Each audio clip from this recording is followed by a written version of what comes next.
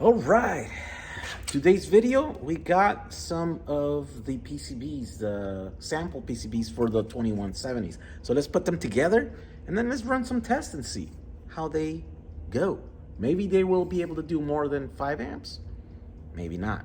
The only way to test is to actually test it, build it and test it and put a load on it and do this thing, right? So let's do it.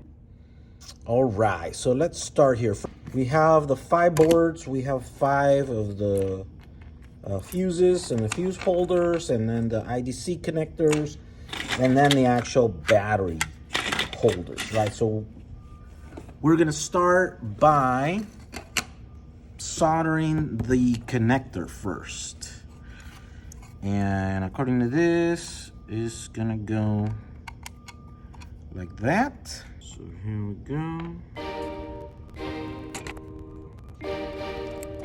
So usually on the high power boards that I do, I make that hole expose so that is one big clump of solder in there, right?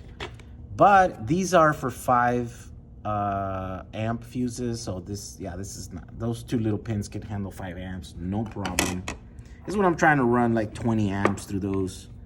That's a good thing. And I think it actually makes it easier to solder those too. Okay, so that's there. Now let's do these ones here. So positive. Oh, look, these are already. This is cool. These holders are already marked as positive on one side and positive negative.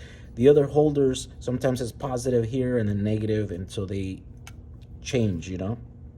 But these are, so you just have to follow positive on this side, negative on that side, just like that. And then there's a little gap in there, so I guess I can close that up a tiny bit. I don't know, maybe not, maybe it's not worth doing that. So now we get to see if these holes right here, that size, if they're the right size to be able to help you quickly solder them, because that makes a difference depending on the holes, how much time it takes. Okay, yeah, that's not that bad. Remember, we have to solder a lot of these, not this specific board, but the other size.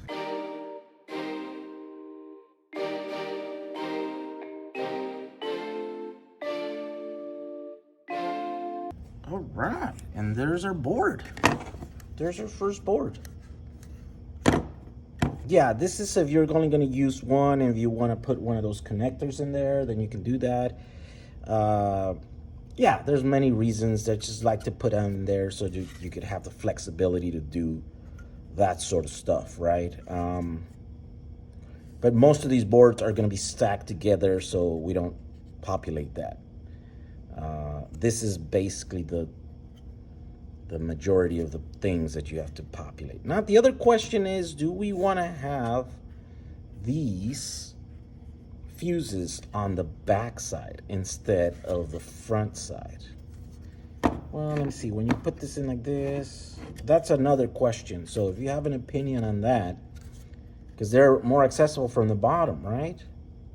But when you have a battery like that and it's all placed like that, then you can see it. Although you can't, because the connector is gonna be there in the way. This connector goes in here, so it goes to the next. So you can only see the top on the second one. It's gonna be in the way, you know? Huh. What's your opinion?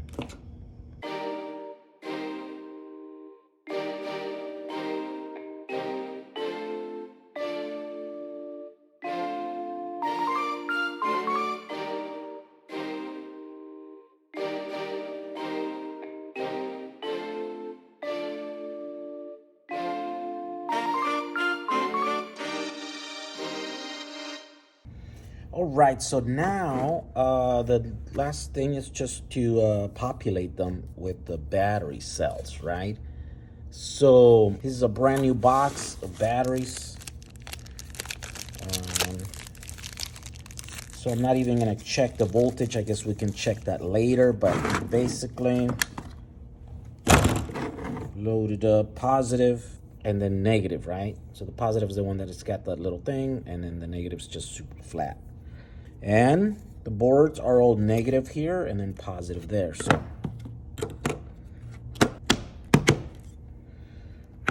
one thing that would be useful is if you put a cable here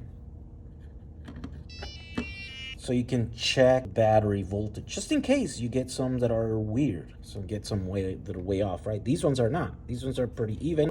We expect because they are new, but you never know. You can't just trust something blindly, right? Then the other thing is I already put 25 millimeter standouts, which is the same ones that we use for our other system, for the 3400, for the 18650s.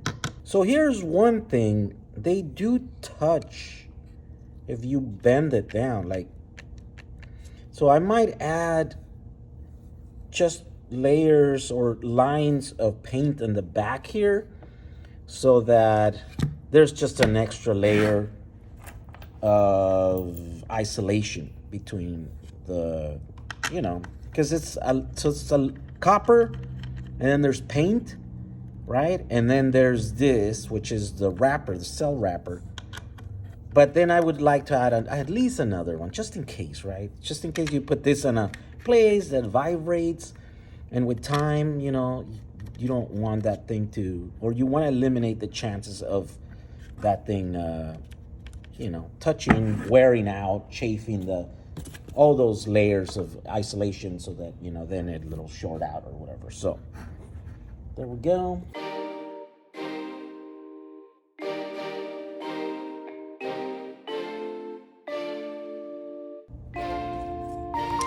Okay, these next two have a different higher fuse. This is a 7.5, and then this one's a 10. We're gonna use this to test if we can push those farther than 5 amps, right?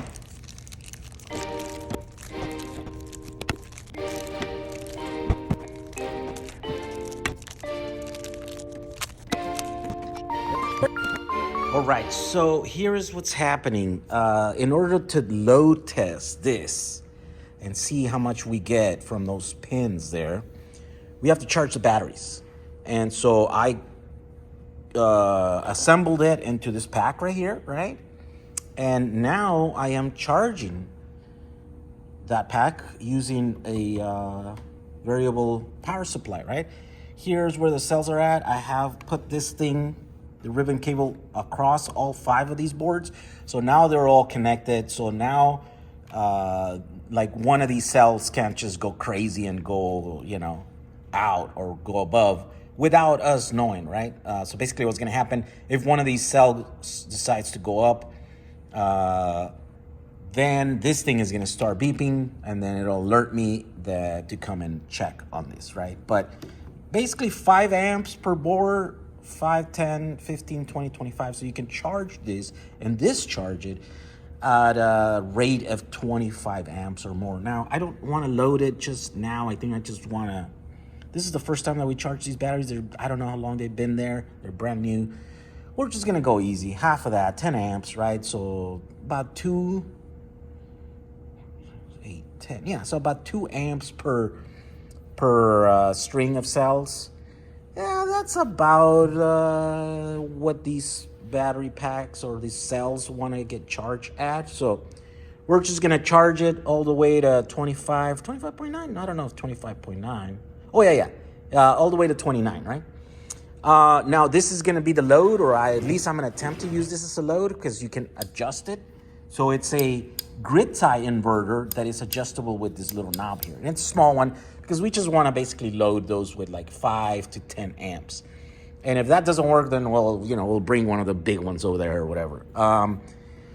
So we're going to let that charge. Then we come back, we'll do the test, we'll do the thermal thing, and then we decide what changes we want to make to these boards. And then, we'll do the next revision and the next iterations. All right, so here's our test setup. The batteries are here. This has a 10 amp fuse, right? Because I want to see at least 10 amps loaded up with the 10 amps and see how hot it gets. Here are our cells. It's actually discharging at a rate of 3.6 amps, right? This is a grid tie inverter that I can adjust. Not very finely, but I can adjust it. Right now it's at 3.6, so I'm letting that kind of heat. I should put it around 5. Oh, there it is. Okay, so 5.2. That's the maximum that all my other testing, I came up with that because at 5 amps, these contacts would get a bit hot, right? So I was like, above 5 is too hot, below 5, it's okay, And so right now it's 5. These contacts seem to be almost the same as the other ones. Even though this is a bigger cell, I thought they would be wider or different, but they seem to be the exact same ones.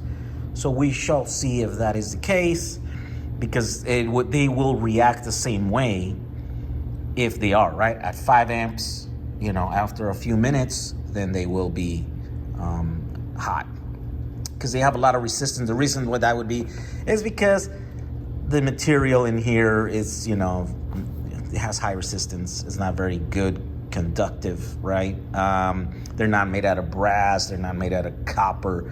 Or if they are, I think they're plated with some other material. I don't know what material it is, but it's not very, very conductive, at least on the 18650s. On the 21700s, we don't know. So that's why we're doing this test.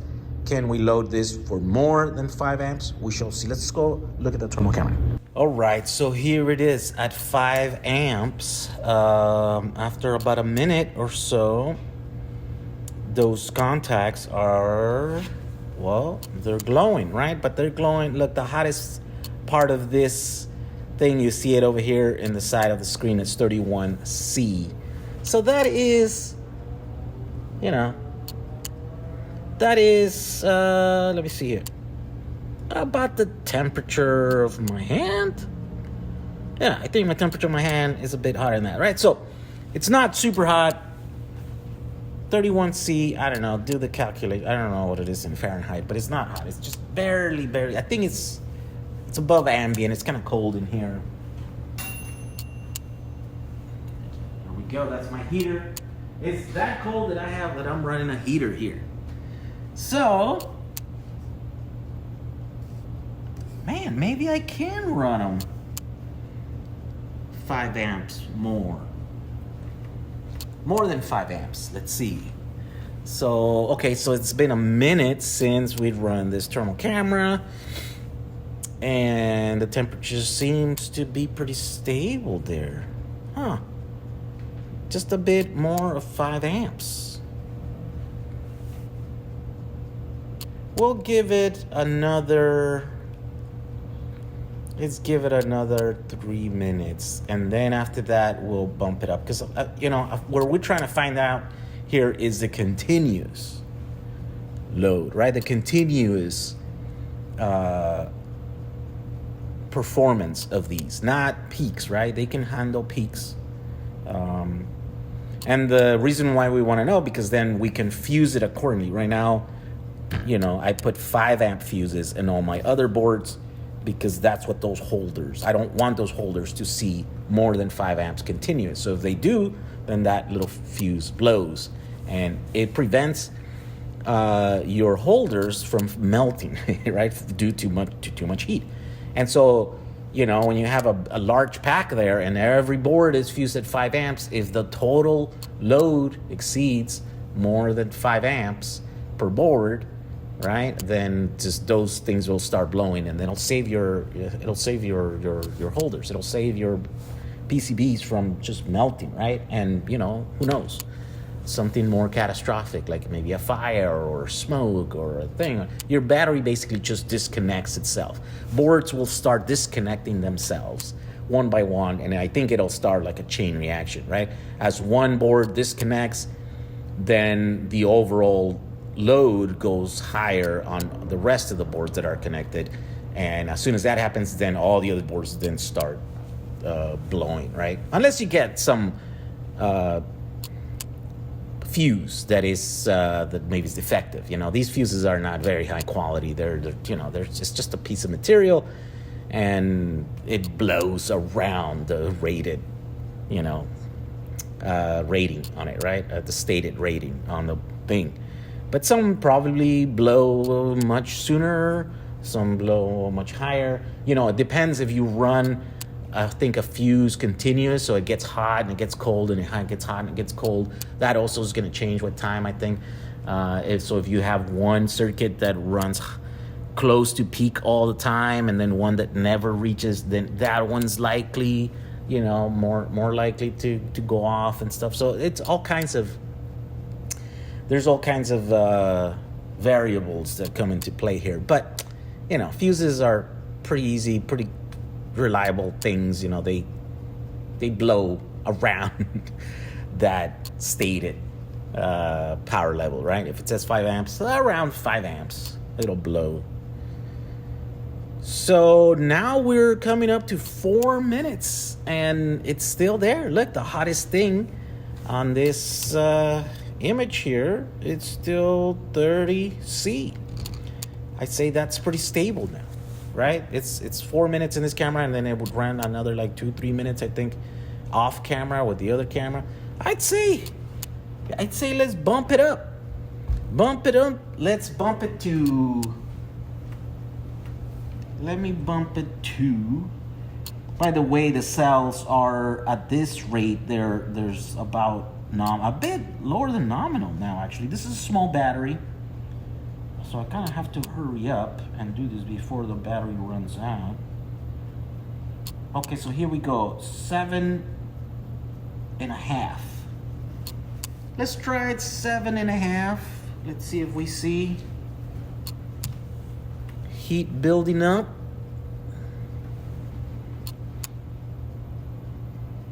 Seven and a half. The cells are going down to 3.5. Okay, and now we start to see parts of this image go to 31, right? So 1 degree increased.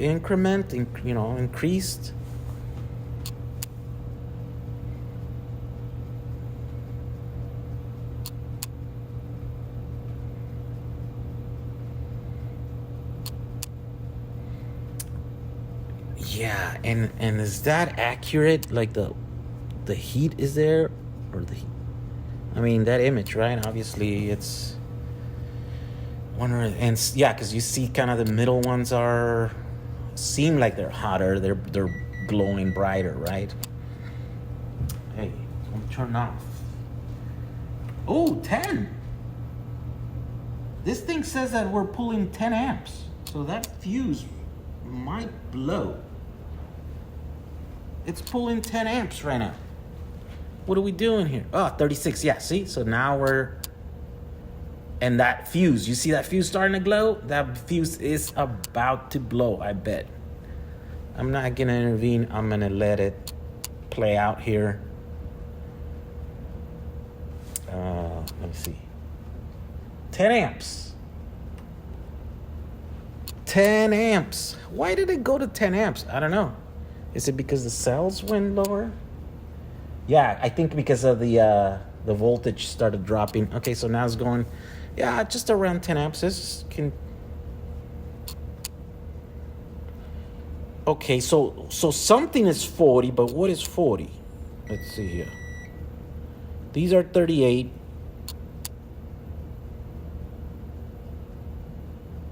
That's 40. The fuse is 40.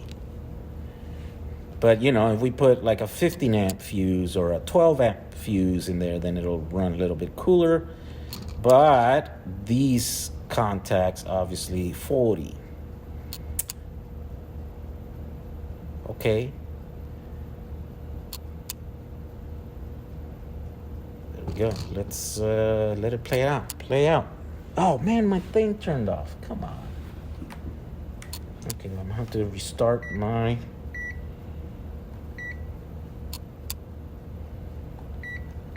Okay, DC zeroed out. Voltage is 3.3, so it keeps going down. The amperage power level, yeah, it's 9.5 now. So it seems to be going down. The load into that board there. I don't know. I'd say, can these do 10 amps?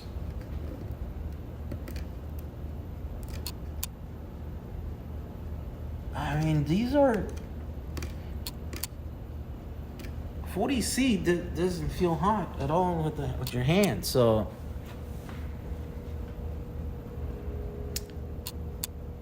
these might be 10 amp boards, which would make them slightly more than 1C, right? Because these cells have 5 amp hours. What are typical 21770s have? I don't know, something like that. I think some of them are like 5 amp hours. Well, that would be actually 2C then. But aren't some going all the way up to like 6 amp hours? Well, okay, so just above, just below 2C, like 1.5 C's or something like that.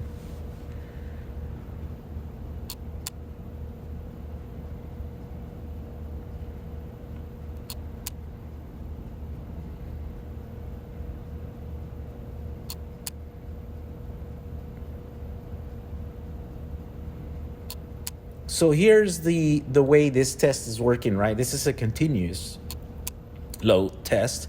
And we're essentially loading this battery up with 2 C's right now, right? Because I think these are 4.8 amp hours, and we're loading them with 10 amps.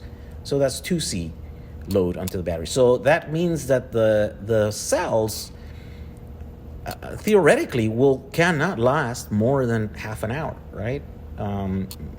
Plus, like minus losses and stuff will mean that they're going to, they're gonna run out of energy quicker than in half hour. And now we're, in this camera, 10 plus another 2-3 minutes, so we're 13. So we're about halfway through this test right now. Yep, and the voltage would agree with that, 3.2 volts still. The cells are staying pretty balanced. We're not seeing that thing that we sometimes see on these, where the cells on the edges, right, the most positive and the most negative, are the ones that are the lowest voltage. Sometimes that happens when you design a circuit, and the two cells on the edges, closer to the terminals, those are the ones that suffer the most and see the most stress. But it doesn't seem to be the case here. In fact, they are not the lowest cells, right? There's some in the middle that are lower. And that might be because differences in the okay, these cells are warm now. What does the thing say? 44. What's 44 though? So 44 is the widest things in there. Is that it? Ah, that thing right there. Okay. So we will, as soon as the batteries run out. Yeah, so see, the batteries are running a bit hot. But, I mean, we're halfway through that thing, right? Like 12 minutes. I'm not measuring capacity out right now, but I'm just, calculating according to the time here, right? 9 amps right now. That's what we're doing, 9 amps.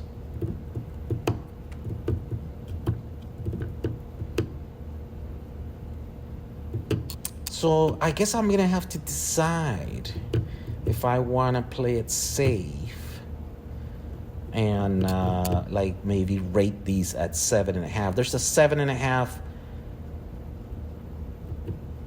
fuse. I don't think there's like an 8 fuse, or maybe there is if I look for it, I guess. But I know we have 5s, we have 10s, 7.5.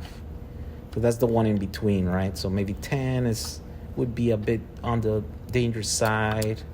I don't know, maybe we can, I think about what I'm gonna do is I'm gonna run this test with like all 5 boards and then see how that does. So oh man, that means I'm gonna have to load this with like 50 amps continuous. Yeah, I want to do a test with the 5 of these because maybe this board that we have here on the table, it's an anomaly. You know, it's like a weird one that can handle the heat better. You know, it has better, for some reason, just for a random thing. You know, but so now if we do this test 5 times, then at least now we have more data, right, to be able to make that decision if this is how most of these boards are going to behave. So your sample size is too small when you only do one, so you want to increase that a tiny bit, right, just to make sure that you don't got a weird one.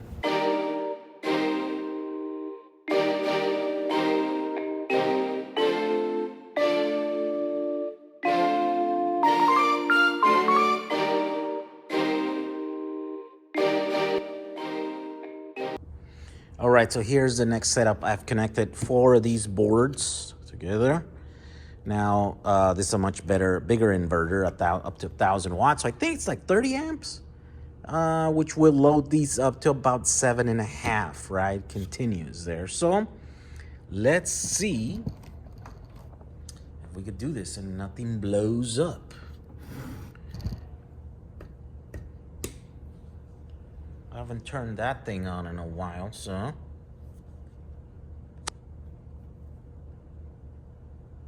Okay, it's blinking. 3 amps, 4 amps, 5 amps, 6, 7, 8, 9, 10, 13, 18, 20. Oh, I only have it on the 20. Ooh! Okay. So we blew. Okay, so the fuse is blue. Okay, so I was about to reach over here, and then I heard the crackling.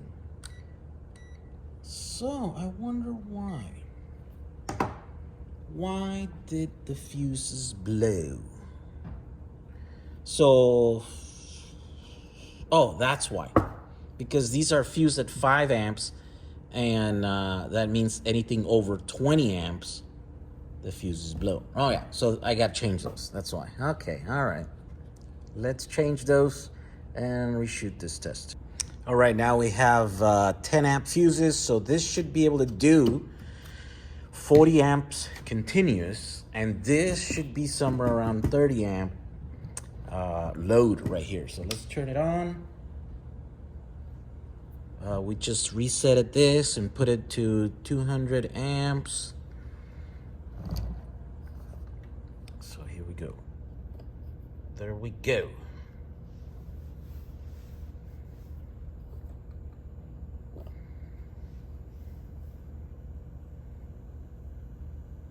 $25, $26, $27, $28, $29, $30, $31. There we go, 31. So about 7.5 amps per board. Oh, it's going down. Well, it's going up, it's going down. It's going down a little bit. So it's load up quite a bit on those cells, right? On the battery, they're 3.7.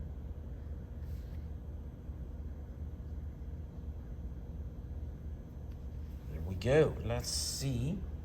We'll wait a few minutes, and then we'll put the thermal camera in here to see 4 of those boards in there and how those contacts are, right? Those should be about, well, the same thing. Should be somewhere around 38 maybe, right? Upper 30s. See, temperature wise. And if they're all around there, then yeah, it's kind of matches our results of that first single board that we did, right? 28, it's going down a little bit. I think it's going down because of the voltage sag. It's at 25. Yeah, 25.7 volts. Here are all the 5 amp fuses blown.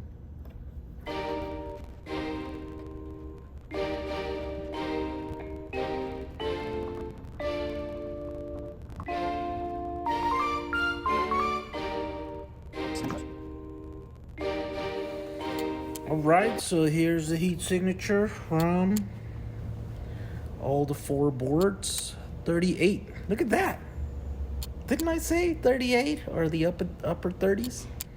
Those are the hottest things, and it's those fuses really. But there you go. I think I'm going to, I'm gonna rate these guys at 7.5 amps because there's a fuse, and at that temperature, look at that. They run kind of cool in there. Although right now they're only running around 7 because of for some reason the load is down to 25 instead of 30, right? So we kind of lost 5 amps there, so.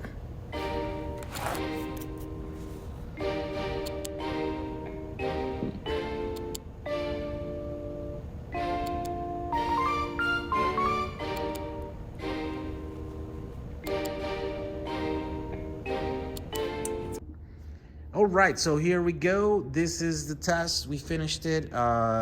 We have tested now that this system can handle about 7.5 amps without getting too hot, without melting anything, right? And so we're gonna change that in the file. That's the only thing that we have left to do, is to update the file, change the text in there, and then that stuff, right? So this is the only way that you really know how to rate your a system, right? And so if you want to use this system, I guess I'm going to order some boards and then you'll stock some in our store or whatever. But if you want to pay the least amount, this is an open source project, so you could just go to the sponsor for this project is PCBway.com, right? And I will put a link on the bottom description of this video.